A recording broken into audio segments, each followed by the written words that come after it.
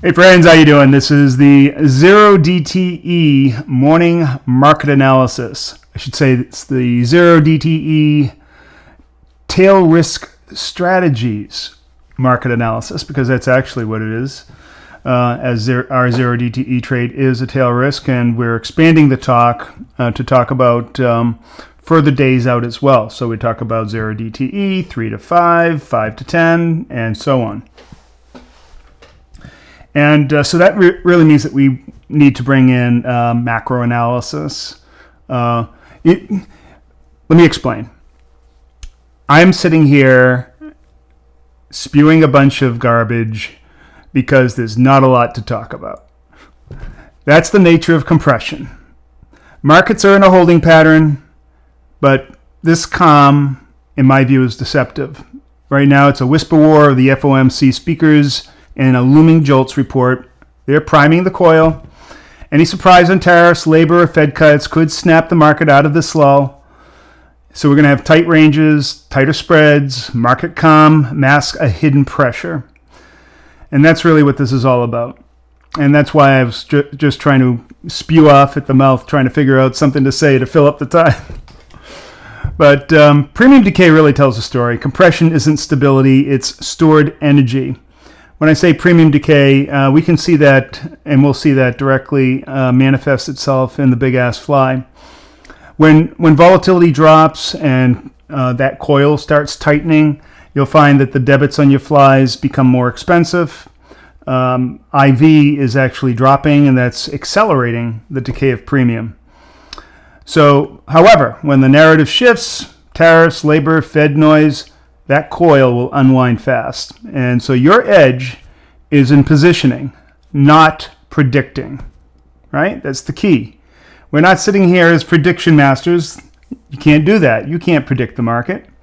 So what we do is we lay out our positions in the appropriate place, kind of like putting landmines on the field of trading, and then you're hoping the market will cross that field and step on your mind. That's about what it is. So what we're going to do, instead of just farting around here and talking about nothing while the coil coils more, we are going to go off to the charts. Did I do it? I did it. All right. So here we are. We're at the VIX. You can see it's dropped. I think it's down about 2% from yesterday, at least, maybe 3%. We're at 1858. We've been hanging right around that, 17 to 20 range for a little bit, and that's what I'm talking about. The compression. Compression is every time you see the VIX go up and then it comes down, and that little gully that it creates when it's figuring out what it's going to do next. Hey, am I going to just keep on going down, or am I going to react to some risk event and then pop up again? So that's where we're at. Typically, when you see that compression happening, that lull, that's a good time for fat tail traders to start taking positions. That's a good time to start laying down those landmines, right? Putting on those trades further out, waiting for something to happen. Right? All right. And for 0DTE, it means that we really have to kind of get a little smaller. Because of the increased gamma, we're going to have to go to smaller flies. Our average range of move is going to decrease.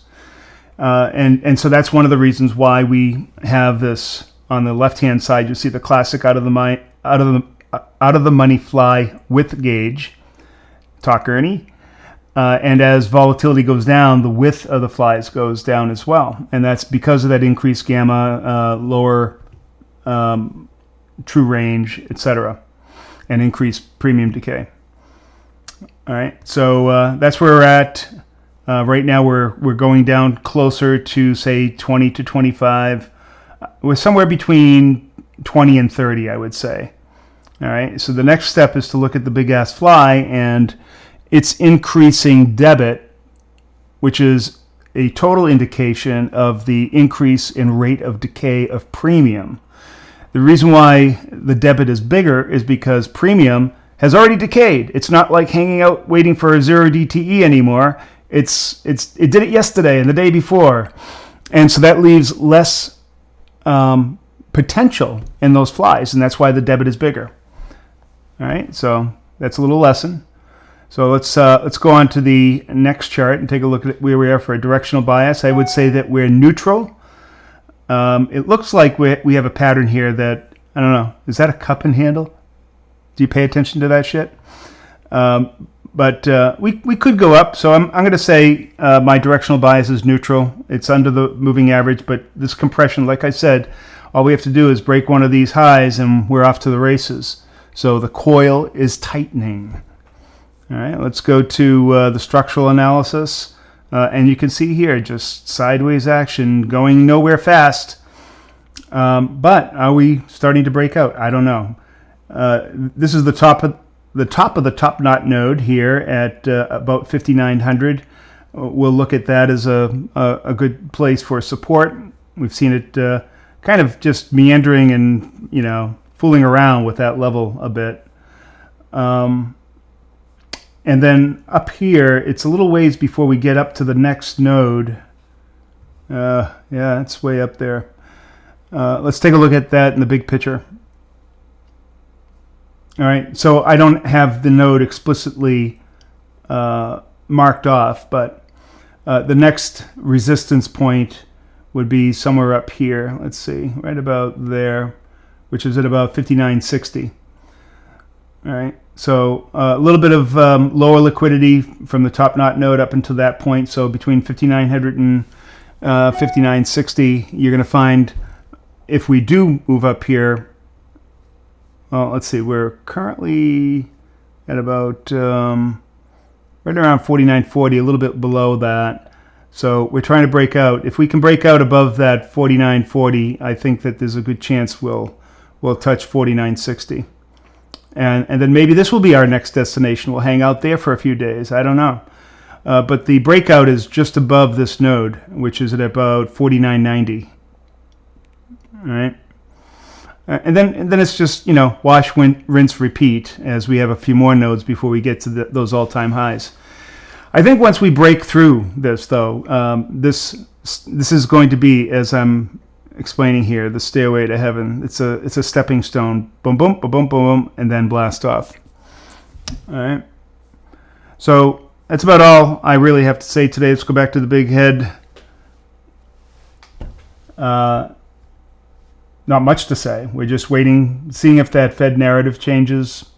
There is a lot of talking. I mean, some of the Fed guys, they're saying, only one more cut this year. And others are thinking, well, maybe we should bring it down a little bit.